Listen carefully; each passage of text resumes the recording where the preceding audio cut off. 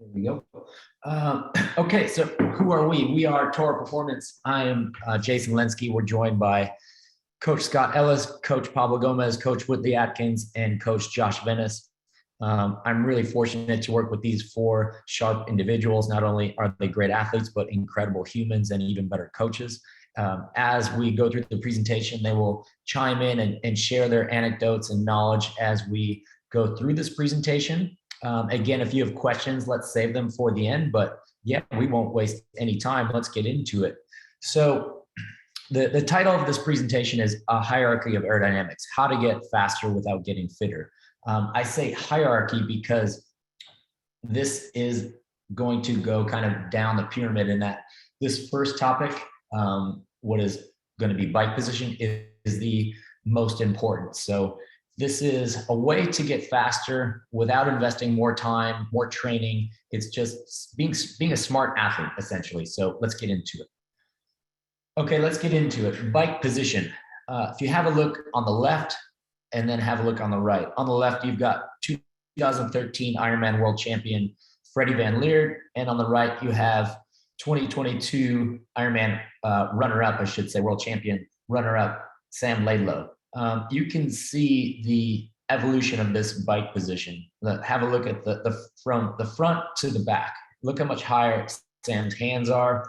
Look how much lower Sam's head is. And these are pros at the highest level. Sam set the bike horse record. And yeah, there's a lot going on here. So I'll let those photos marinate as I kind of get into the goal of a proper bike fit. What is the goal of a proper bike fit? Well, comfort, power, and aerodynamics. The more comfortable you are in your aero position, the longer you can stay there. Don't settle for a poor fit that forces you to sit up and prevents you from putting out your optimal power without restrictions. So some of the fastest looking bikes in transition are often ridden the slowest. Just because the bike or the rider looks fast from an aerodynamic position doesn't mean they're going to be able to hold that target power for 180 kilometers or 112 miles, right? Like it might look fast, but we can't look like the Filippo Ganna who just set the hour record among other accolades. Like that dude does not have to run 26.2 miles off of that position. He probably could, just given his genetic gifts, but it's a wildly different position. So you can see that an athlete needs to be able to achieve a position that is sustainable and gives you the ability to generate power for whatever the distance is. So an Ironman position is probably going to be a little bit more conservative than, say, a 70.3 or, of course, an Olympic distance position. Another thing you can pay attention to for bike fit is the saddle. So both of these riders are kind of riding towards the nose of the saddle. It looks like Sam is riding a Physique Arione, and I'm not sure what Freddie wrote. It almost looks like a pro logo, but they're both fairly what I would call traditional saddles in that they're really riding the nose of the saddle. Personally, I wouldn't put an athlete on a saddle like that unless they've been riding for a very long time. Because a proper bike position requires anterior pelvic rotation, and that can be hard to achieve for a newer rider on that saddle. If the rotation doesn't allow you to pivot your hips forward, you kind of compromise your hip angle, and it sacrifices your ability to generate power, and of course inhibits your ability to run well off the bike. So if you're not sitting on the saddle properly, it's uncomfortable, but more importantly, you're not going to recruit the appropriate muscles. You're going to cause too much strain on the hamstring, and it goes all the way down that kinetic chain. Another thing to pay attention to if we look at these two riders are their shoulders. You can see based on Sam, the rider on the right, how much more relaxed his hands are up front. And that strain or lack of strain goes all the way up his shoulders. Like you can see in Freddie's, shoulders and traps, look how strained his forearms are just to put his hands so low. And look, this was cutting edge in 2013, but you can see how things have evolved. And this information and technology has really cascaded beautifully down to the amateur level. Like we can learn from these top guys and gals. Another thing to pay attention to is cleat position. We never want to have the cleats on the bottom of our shoes slammed really far forward. The easiest way to generate more power is to slam these cleats as close to the heel as we can. I don't have a picture of her, but Daniela Reef, who won the world champs in May and has won Kona, I think 5 other times, actually rides with a midfoot cleat, which is quite common for a time trialist. So bottom line, don't put that cleat in the front here. We want to slam it all the way, or I should say as far back towards the heel as we can. And most bike fitters will call that new neutral. And what we're getting at there is just recruiting more quads for sure. The biggest takeaway when it comes to bike fit and position is just patience.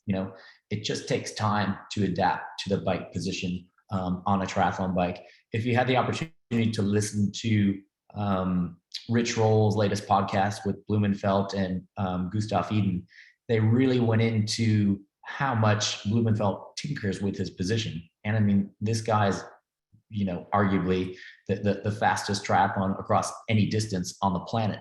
And he's constantly tinkering and adapting with his bike fit. So it's not set it and forget it. As athletes, we get hurt, we build, we lose fitness. So bike fit is definitely something to revisit every, at least once a year for sure. Hey, Jason, Santiago has a question in the chat. Okay. Can you see it? Can you read it? Yeah, it says, Jason, can you please define what a new athlete versus an old athlete? This question goes with saddle position and saddle type.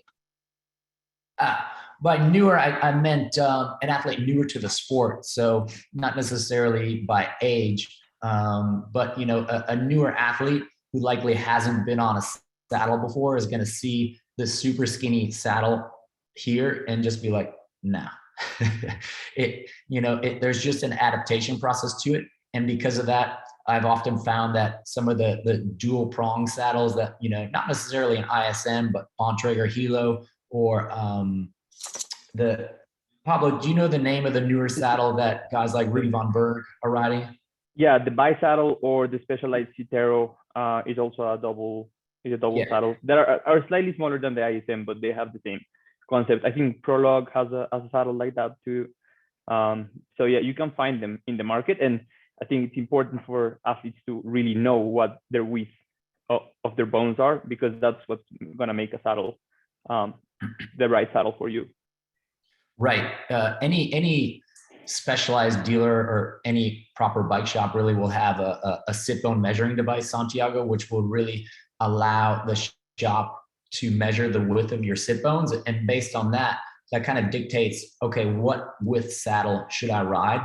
That being said, a traditional saddle width doesn't always correlate to a TT saddle just because you sit so much further forward. So just try a few different options. But that's really what I was getting at there in terms of an athlete who's newer to the TT position. I don't want to put them on a proper or traditional road saddle because it can be very uncomfortable. Jason, if you don't mind, real quick, on the last position as far as with the bike fit and whatnot, just wanted to touch base and kind of throw one last thing out there, just like you said, because this is one of the most important, kind of the apex of that pyramid for us. You touched on it real quick, but just when we talk about your bike fit and how frequently you need to do it, we look at doing at least once a year, but there's also a couple other components we want to take a peek at with that. Anytime you're coming back from an injury, anytime that you have a change in body mechanics, you lose weight, you gain weight, you come back from a hamstring tear, a back injury, what that does is that changes just with your own anatomy, how much you can bend at the hips, how flexible your back is, your hamstrings are, your ankle is, that will affect where you're able to kind of get the most bang for your buck. And so when we look at some of these pictures, we see these cyclists down an arrow and in a good, nice, tight aerodynamic position. But to an extent, a lot of it takes a kind of a combination of good core strength as well as good hamstring flexibility to get into the position and maintain the position.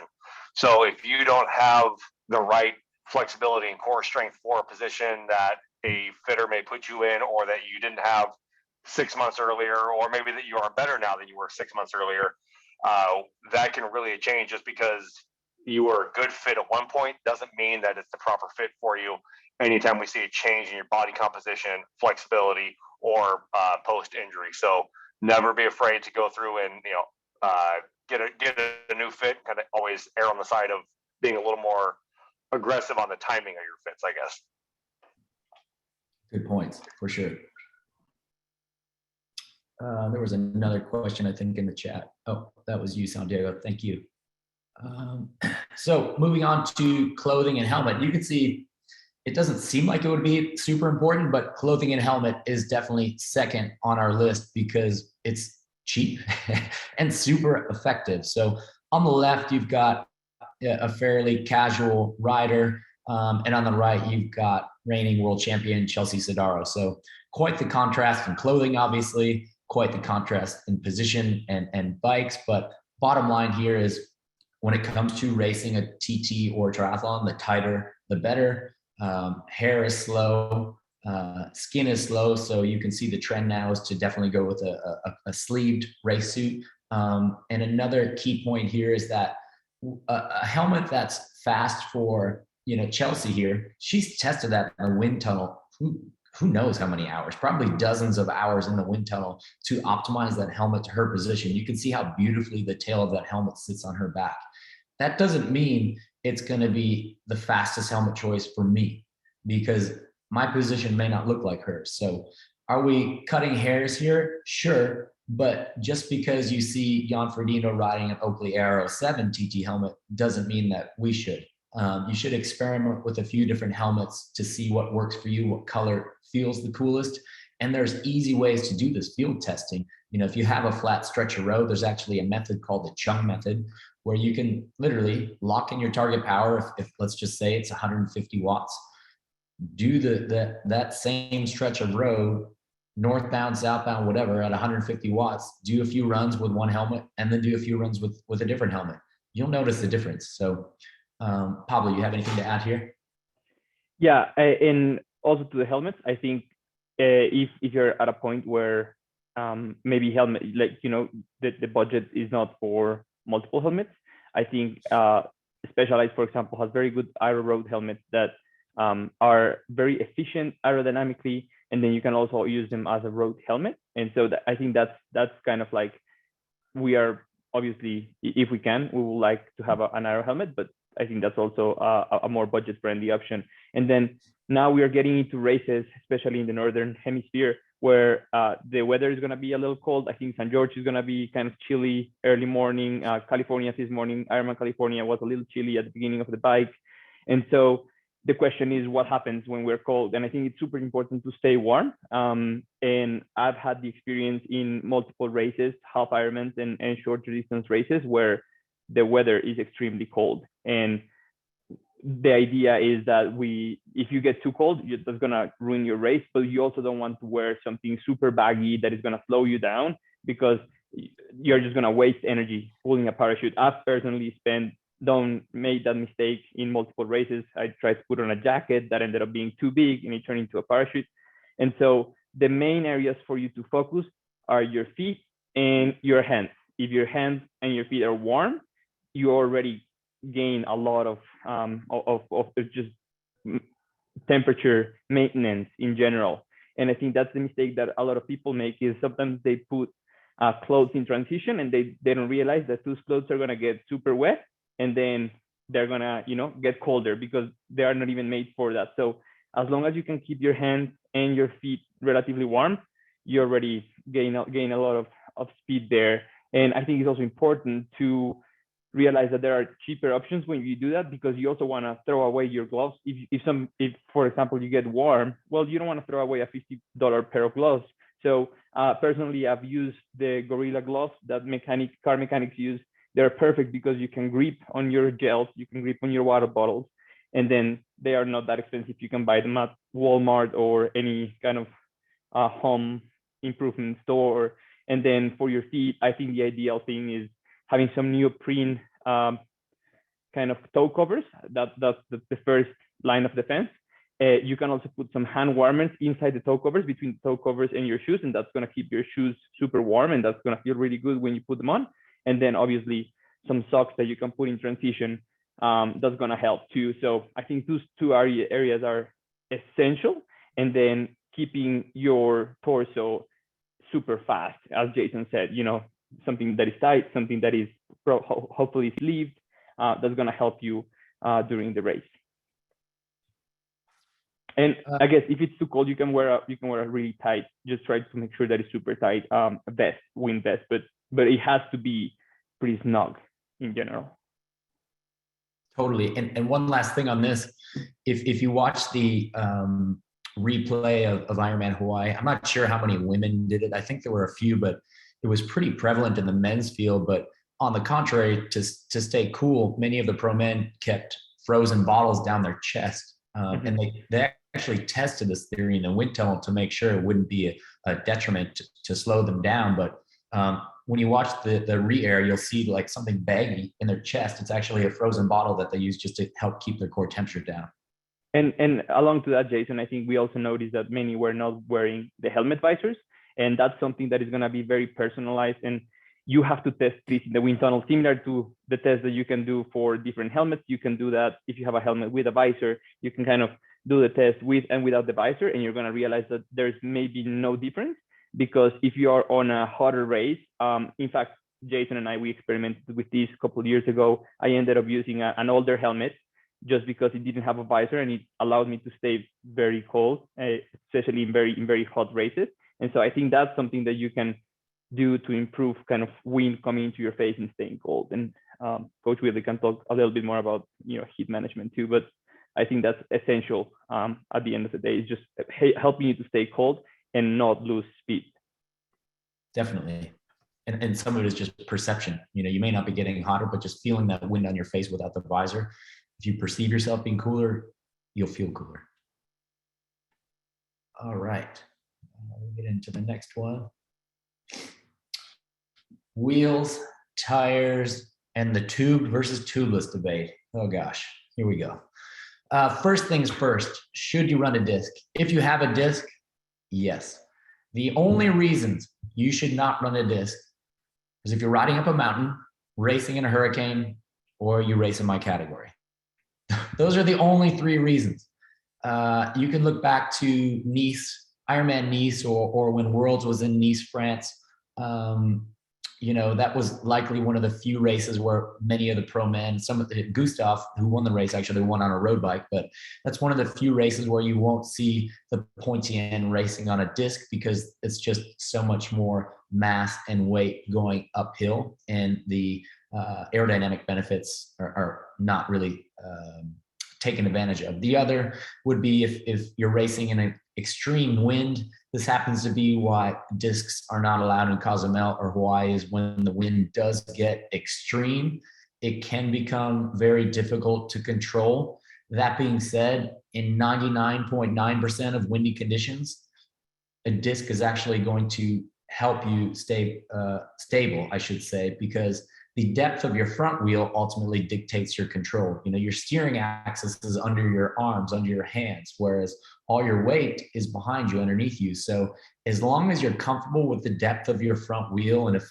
let's say it's a 20 to 40 millimeter wheel, you're fine. I don't think you'll be blown around, or be blown around anymore, I should say, if you have a disc on your bike. And that's just something you can try. I'm not saying you need to ride your disc every day, but you should ride carbon wheels if you have them, at least for a few weeks leading into your race, if not all the time, just so you get comfortable riding those wheels in all sorts of conditions, because it does take some practice. But ultimately, if you have a disc, run it, unless the race director says you can't. Always run it. The tube versus tubeless debate, I'm not going to open that can of worms. What I will emphasize is that you need to ride a high thread count tire. So whether that's a Continental Grand Prix 5000 tubeless ready or Continental Grand Prix tubed, I will say that if you're running tubes, you should run latex tubes, and latex just provide more efficient rolling resistance. So you can save literally, 3 to 4 watts per wheel. Some studies say up to 5. Tubeless is just a little bit different material than the traditional butyl, and it rolls quicker. So there's really no reason not to run tubeless. You're not more prone to flats on latex tubes, despite what some of the internet forums say. Tubeless is a little bit different technology. it allows the rider to run at a lower PSI, so at a lower air pressure, because there's no tube inside. And because of that, the rolling resistance is improved. So it's really close. I think tubeless is slightly faster on paper, but we're really splitting hairs here if you're riding a Conti 5000 tubeless ready or a Conti 5000 with latex. Very fast setup. There are other fast tires that you can ride. Josh, you ride the Corsa, correct? Corsa Yeah, speed? I ride the Corsa speeds. And again, it's really a personal preference. I'm racing the race. And if I were to get a flat by some happenstance, I'd rather have a chance for the sealant to fill it than have to get off my bike and switch a tube out. So that's why I personally run tubeless. But I do know a lot of people that are very fast with using, latex tubes. And then if they happen to get a flat, they can change it out a lot easier than a tubeless tire would. I would also say tubeless, you don't get the pinch flat potential like you do with running a tube. So there's definitely a lot of pros and cons on each side. I just personally choose to run tubeless. Yeah, there's really no wrong way. If you're running a high thread count tubeless tire or a tube latex tire, you're setting yourself up for success. But you still want to check those tires race week. I always install new tires race week. It's kind of insurance for the race that you've trained, thousands potentially of hours for, months upon months. Why not spend $150 to $200 on two new nice tires? It's just the last bit of insurance on race day. Jason, just an addition is little advice for people: do not try to inflate latex tubes with CO2s. It doesn't work. You're gonna it happens, and I think people have tried, and it's just a little advice. So if you get a flat with a latex tube, the best thing is just to put a regular tube in it. And the other good thing from latex is that you can run slightly lower pressures, and for that, I also recommend there are a couple of calculators online where you can check what's the best pressure for you in the specific race conditions you are racing, because it's very different. Each race differs from it, and so I think it's good to check that. Yeah, on that PSI talk, it's a very antiquated way of thinking, but it's still pretty omnipresent in triathlon that you need to pump your tires to 120 PSI.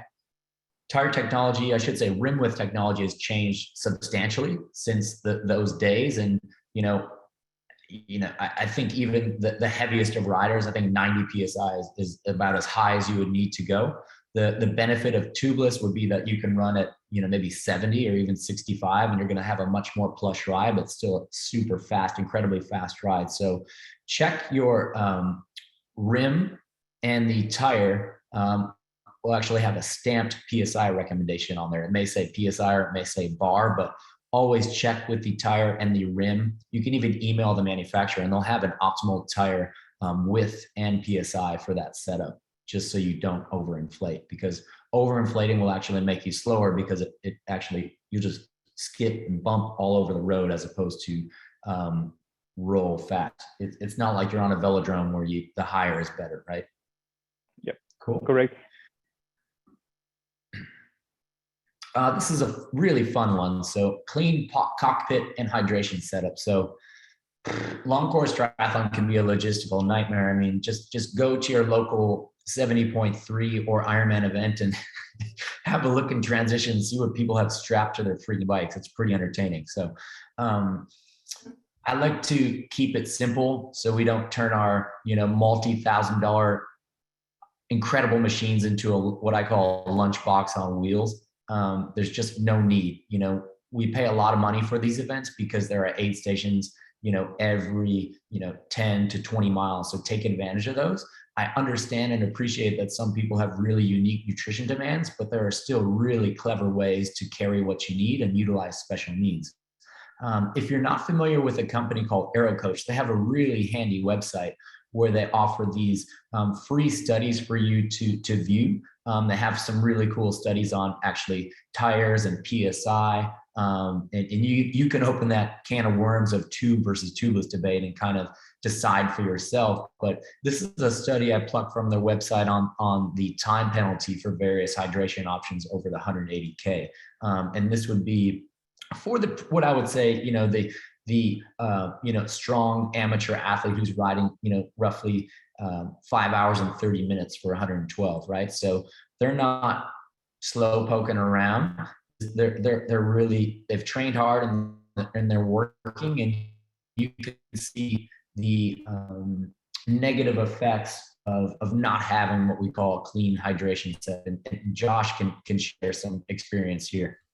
Yeah, I think, when it comes to getting the bottles on the bike, first and foremost, make sure you get them on there. Certain bikes have limitations in terms of where you can get to bottles on the tube or on the, between the aero bars or behind the seat. But kind of the top two spots I recommend my athletes using are the between the aero bars, which there's multiple options with the torpedoes or the profile designs, but most of those, basically when you're inside the aero bars, the wind comes outside your arms and doesn't even really hit that area. So when you're tucked in, you really can kind of keep that bottle pretty secluded. So it's a very minimal impact to the aerodynamic. And then the second best spot is behind the seat. And that's kind of the next spot that I try to recommend. Riders put their second or third bottle behind their seat with a singular.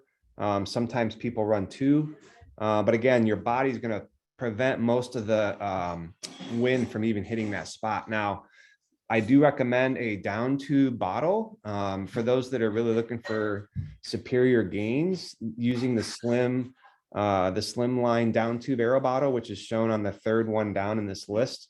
That's probably the best bottle you can put on the bike. They kind of look like a small little slim design bottle, but that's basically the three bottles I would recommend putting on the bike. I'm not a big fan of the big speed fills that sit on the bottom of the whole frame.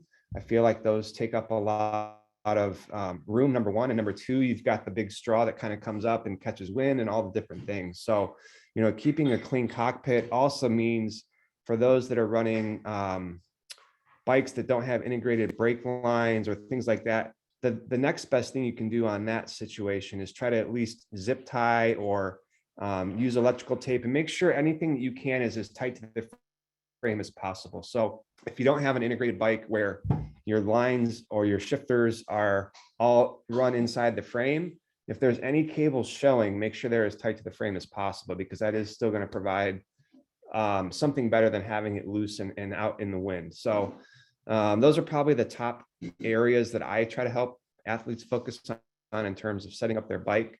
There's definitely a reason why you see most of the pros, when you show up and see their bikes in transition, they have like literally nothing on them, because everything literally gets put on the bike race morning, and it's very protected, and it's in a very precise strategic spot. That being said, if you run a Garmin, they make a little post that you can literally stick on top of the between the aero bars, and then you can essentially have your Garmin right in line of sight, like where your hands typically are when you're riding an aero. So that's another good spot for that. But yeah, those are all the top areas that I would say I try to steer people toward when it comes to bike setup. Good stuff. Yeah, I think the biggest takeaway here is, look, we want you to be as efficient as you can on the bike, but we also want to have your bottles in a position that promotes you to fuel every 20 to 30 minutes, because you can have the fastest setup in the world, but if you're not actually comfortable reaching behind you, grabbing that bottle, or reaching between your legs and grabbing that bottle, it can, all the aerodynamic gains can kind of be washed because you're sitting up, or you just walk the marathon because you weren't able to get in what you needed to. So look, these are the ways to optimize your setup on paper. But again, just like your bike position, you've got to practice, and there's an adaptation process.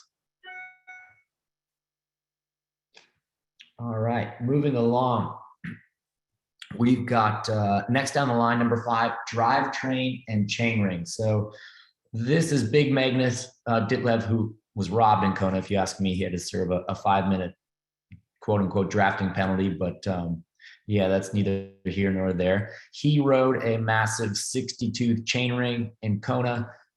Actually, before we get into that, you can look at his hydration setup. It's pretty clean. So nothing on the frame. You can see he's got 2 aero bottles, 1 on each side here, and then a third H2O here, and another one between the arms. And I do know he stopped at special needs, so I'm sure given his bottle count, he was definitely using a pretty unique formula that worked for him. And then you can also see he's got his cooling bottle on his chest. So pretty dialed in setup from Magnus, who's one of the strongest cyclists in the sport. Jason, just a quick note on I think Magnus is really representing everything we have talked up until now. Yeah, in every every part. Like, he has, like he actually has a custom kit, like tri-kit on. He could wear a visor. He's not wearing a visor. He's just wearing his sunglasses. And so he's a geek on aerodynamics, and we can share a couple podcasts with him talking about his process of getting faster on the bike. But he represents every single thing that we have tried to expose and show the athletes what can be done to make you faster on a bike. And he's not a small guy. I think he's 6'2", 6'3", something like that. So yeah, pretty tall guy. Totally. And you can see that on paper, like you saw this bike racked in transition, you'd be like, man, who's this grandpa with all that stack? But this is a setup that he can ride comfortably for 180K and push massive power. So again, the bike may not look super fast from a position standpoint, just sitting still, but when he's on it, you can see he just looks like a weapon, just dialed. So why did he ride a 62 chainring? Well, it's all about maintaining a clean chain line. So this is actually a pretty good shot because you can see where Magnus is on the cassette. So the cassette is the cluster of gears on his rear wheel, and a clean chain line is a chain that we want it to be as straight as possible. Every time your chain bends or goes up and down the cassette, you're losing what we call drivetrain efficiency. So it might feel really incredible. We've all felt that sensation when, you're in your biggest gear, you're out of gears, you're spinning as fast as you can, you're pushing 40 miles an hour and you're down all the way at the bottom of the cassette and it feels incredible. But that is an extremely inefficient chain line. So Magnus is probably rarely in that position because he has a 62 up front. So what I'm getting at is he's never going to be on that very small gear down here, meaning most of the time he's going to have a really efficient, clean chain line because he pushes a 60 up front. It's probably hanging out in the 13 or the 15 in back. So he never has to push down to the 11. But when he does, his gear is so big, nobody's going to be able to go with him. So on a course like Hawaii, where there's long sweeping descents, he'll have the opportunity to get away because his gear is so massive. So what I'm getting at is pretty geeky, but it's pretty simple in that you always want to be able to maintain constant tension on the chain. So always be pedaling. He's never going to have an opportunity on a course where he can't pedal because he's out of gears. So what we're getting at is a lot of bikes, TT bikes in particular, come spec'd with pretty conservative gearing. You might see a bike at your local bike shop or online that comes with a 50-34 chainring up front. And so what I'm getting at is the chainring is what is attached to your crank. So you've got two sets of teeth, the outer, which would be 50, and then the inner, which would be 34. Most time trialists should be able to push at least a 52-36. That's kind of a good starting point for a beginner. I don't think anybody needs to be riding a 50-34 unless we're going to the Pyrenees or somewhere to race in Colombia, right? Probably up the mountains. I think everybody should be able to push a 52-36, whether you're 25 or 75 years old. I think that's a very reasonable gear. And you can go up from there. The advantage is similar to what we talked about. The bigger teeth you have in front, the more tension you're going to be able to keep on the chain at all times. So Magnus, as Pablo said, is a pretty big unit, well over 6 feet tall and maybe, 175, 185 pounds. I'm just speculating there. So he's obviously going to have gravity. He's obviously going to have gravity on his side downhill. But what I'm getting at is don't sell for what comes spec'd on your bike. Talk to us. Talk to your mechanic. We're happy to have that chat with you about what is your optimal drivetrain and chainring. Additionally, you can't really see it here, but Magnus has an oversized pulley wheel here.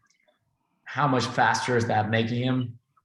Hard to say. I would definitely invest that money into your position before you spend the $500-600 on an oversized pulley wheel. So again, refer to that hierarchy of aerodynamics to kind of pluck that low hanging fruit at the top and then work your way down. But yeah, this is pretty much a masterclass of aerodynamics.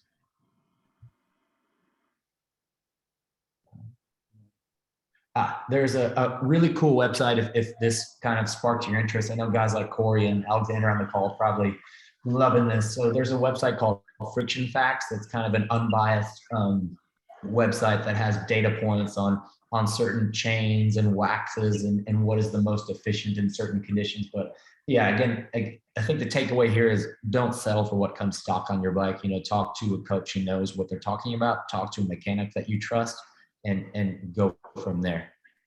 And Jason, talking to guys that are involved in the whole bearings and basically in the pulley business, like the oversized part does have an advantage, minimal advantage, but what really makes the difference are the bearings that you put on your bike.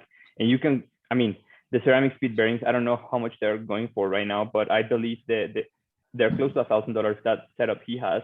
But you can find equally, efficient bearings for less than $200 for most bikes. And so I think that's something that you can, reach out to us and we can probably help you guide towards brands that might not be as famous, but that are as efficient at the end of the day. Totally. And I think even more important is just keep your bike clean. Like when you touch your chain, you shouldn't have gunk on your fingers. It should be relatively clean. So clean your chain at least once a week, ideally with a wax, but that's a whole nother presentation that we can give down the line. But keep it clean and make sure you're running a chainring setup that works for you, not what the bike manufacturer spec'd it with from wherever it came from.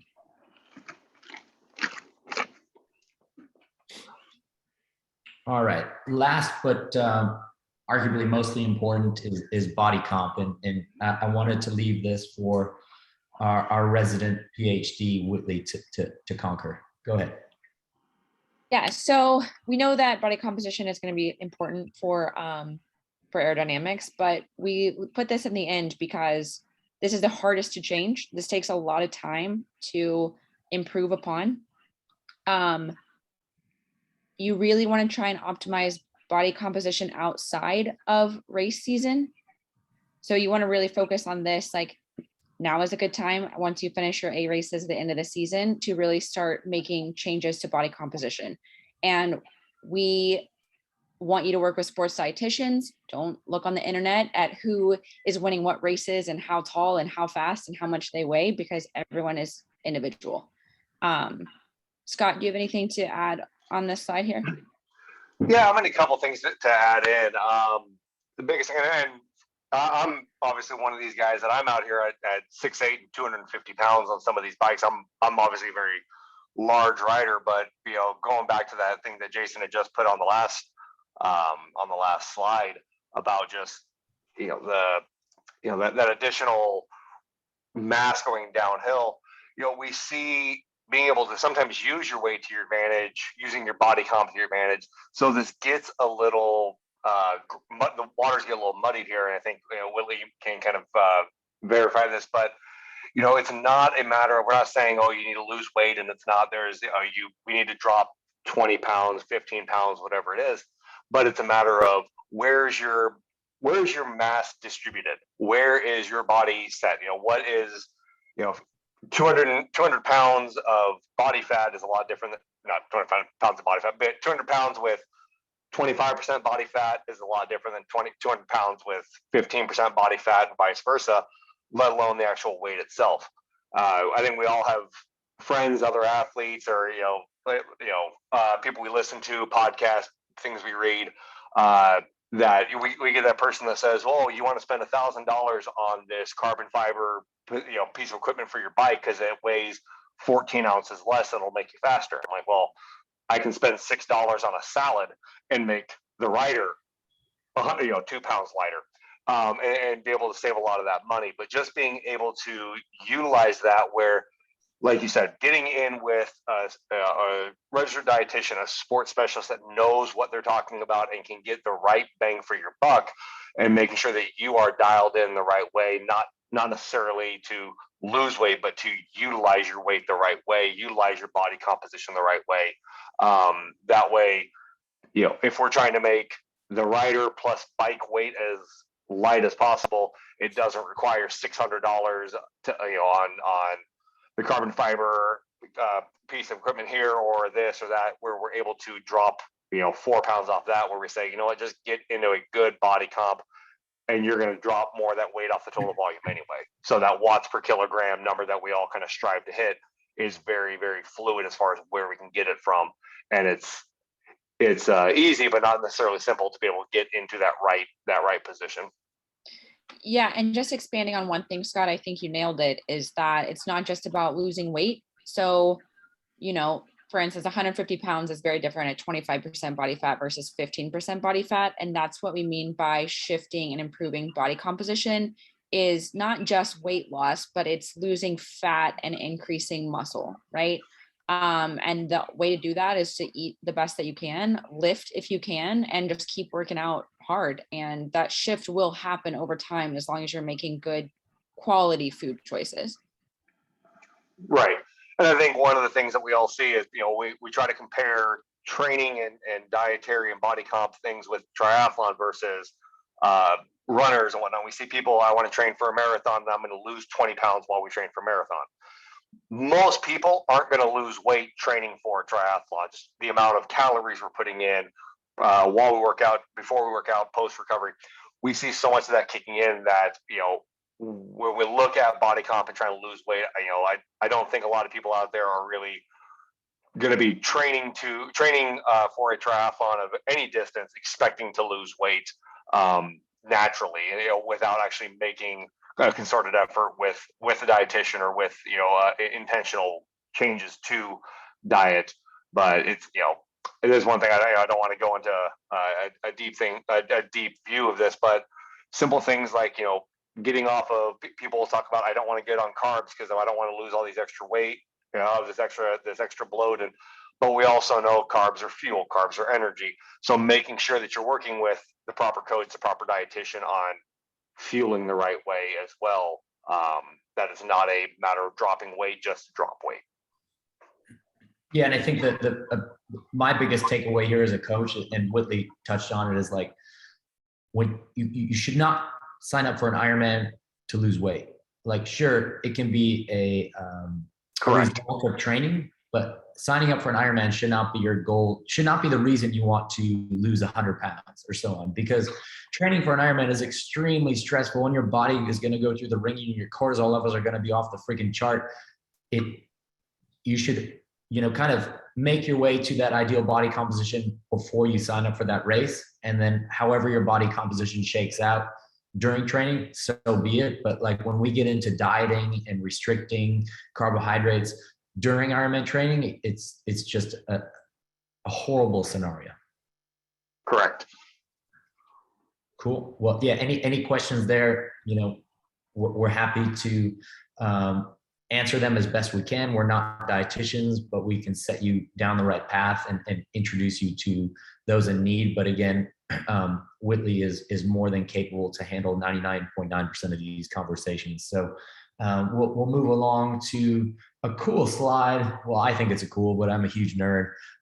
The data provided here is by Matt Steinmetz, who's one of the top fitters in the triathlon industry. And it's a cool breakdown of the kind of cost per watt. And you can see where the most low-hanging fruit is, if you will, right at the top of position, right? Like, sure, it's an investment, but when you compare it to wheels or a bike frame, it's pretty impressive when it comes down to how much time you can save over the Ironman distance. So I'll let that kind of marinate, and you can take a closer look at the cost per watt, but it all adds up. And we've all heard the phrase marginal gains, but this is kind of it on paper. Like, you can see where those 2, 3, 4 watts here and there add up to a significant amount of time saved.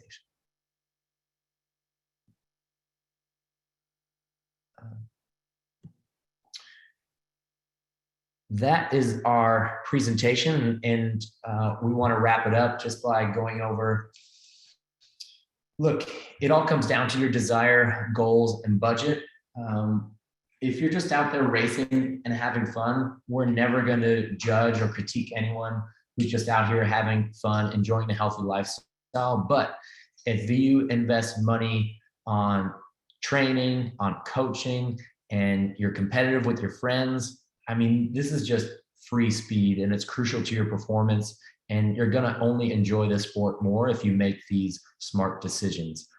So with that, we've got a good 15 minutes here for any questions you might have. Santiago, let me just pull up that last slide. But yeah, I can email the slide to you, or the whole presentation for that matter is recorded, but I'm happy to email this specific slide to you if anyone else would like it. But feel free to answer any questions. Otherwise, we'll let you get back to your Sunday night. I think we still have time before House of Dragon shows up.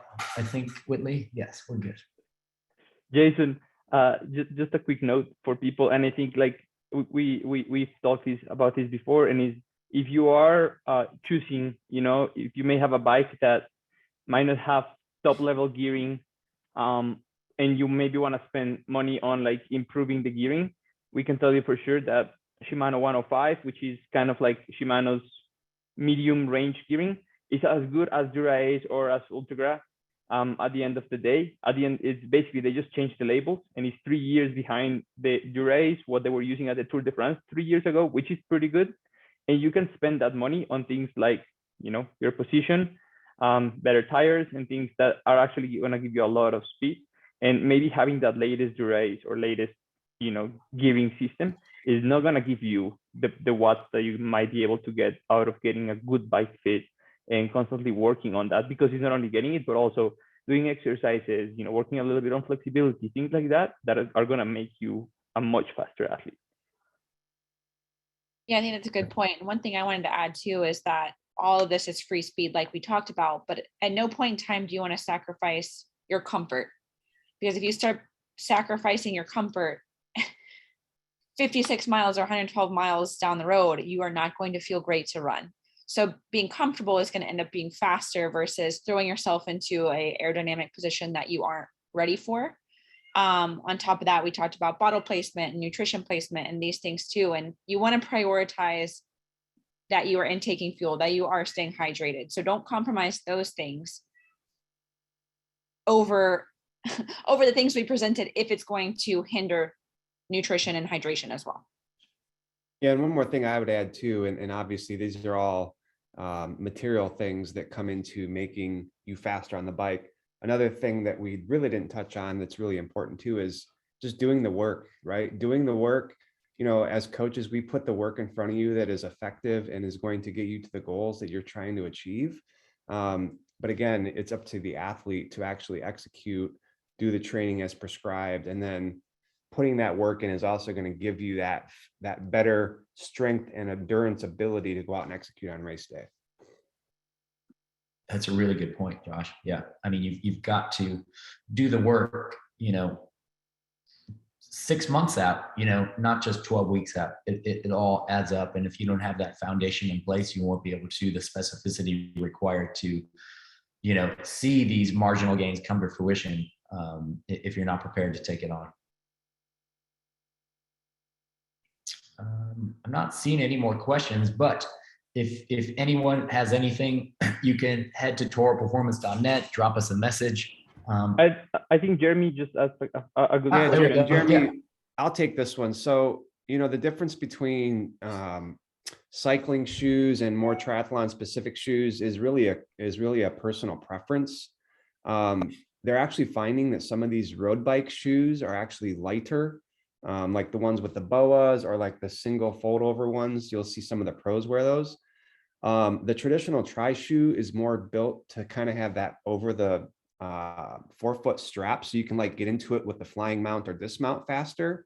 But again, it's really more personal preference and the lightest possible shoe you can get. Just like with running shoes, cycling shoes are carbon and non-carbon. So obviously the carbon cycling shoes are going to be lighter versus a non-carbon cycling shoe. So those are kind of the dichotomies there. But again, we're splitting hairs between, you know, a few ounces versus, you know, making sure your body composition is good, making sure you've got all the other boxes checked that we talked about. But really, bike shoes is really more of a comfort and rider specific thing, in my opinion. I do think, and I want to add, Josh, I think it's the triathlon specific bike shoes do work in shorter distances. If you are more focused on sprints and Olympic distance, you want to have I mean, your transition, you're still going to have a transition, but at the end of the day, it means more time in the shorter race, right?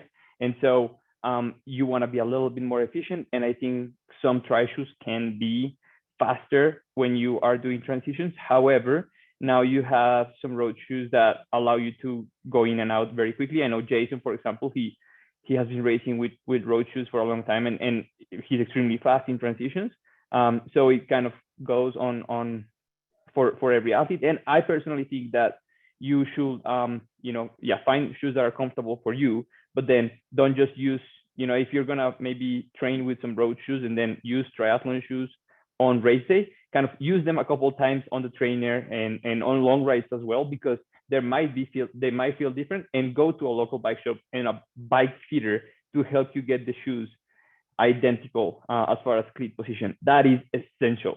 A bad cleat position can absolutely ruin your race. And so don't just use something because it's faster, just be smart with it. And if you are deciding between buying road shoes and triathlon shoes,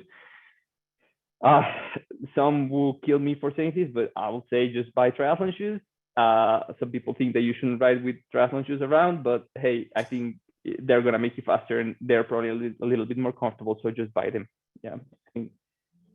Yeah, I agree with Pablo. And really, at the end of the day, it's whatever shoe is really lighter that you can get. I really try to encourage people to not wear a heavy shoe on the bike. Again, it's marginal, but the lighter the shoe, the more you're going to feel that fluid pedal stroke as well.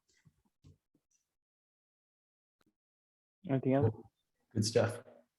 Questions? That's it.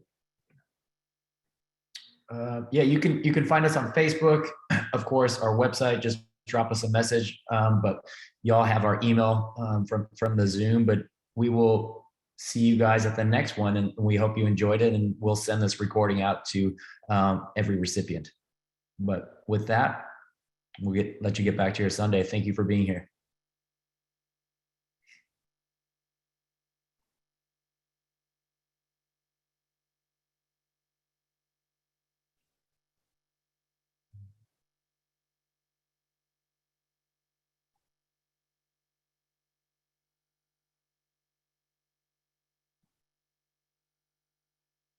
Mm-hmm.